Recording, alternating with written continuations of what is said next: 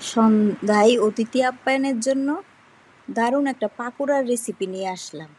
তো প্রথমে একটা পাত্রর মধ্যে জল গরম করে তার মধ্যে ম্যাগি নুডলস দিয়ে দিলাম। ম্যাগি নুডলস দিয়ে তার মধ্যে ম্যাগি মশলাটাও দিয়ে দিলাম।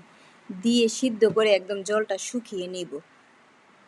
শুকিয়ে তারপর নামিয়ে নিব একটা থালের মধ্যে, নামিয়ে ছড়িয়ে ঠান্ডা করে নিতে হবে, পুরোপুরি ঠান্ডা করে নিতে হবে। তো একদম ঠান্ডা হয়ে গেলে তার মধ্যে দিয়ে দিতে হবে পেঁয়াজ কুচি, কাঁচামরিচ কুচি, তারপর দিয়ে দিতে হবে ধনেপাতা কুচি।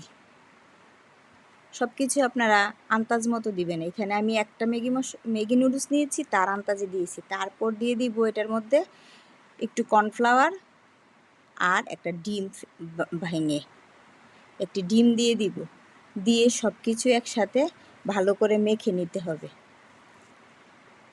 তো ভালো করে সব কিছু দিয়ে ভালো করে মেখে নিতে হবে। মেখে একদম একটা যে কোনো আপনাদের ইচ্ছা মতো একটা শেপে বানিয়ে নিতে পারেন। তো আমি এভাবে একটি পাকোড়া শেপে বানিয়ে নিলাম। নিয়ে ডুবো তেলে ভেজে নিলেই দারুণ একটি সন্ধ্যার রেসিপি তৈরি হয়ে গেল অতিথি আপ্যায়নের জন্য।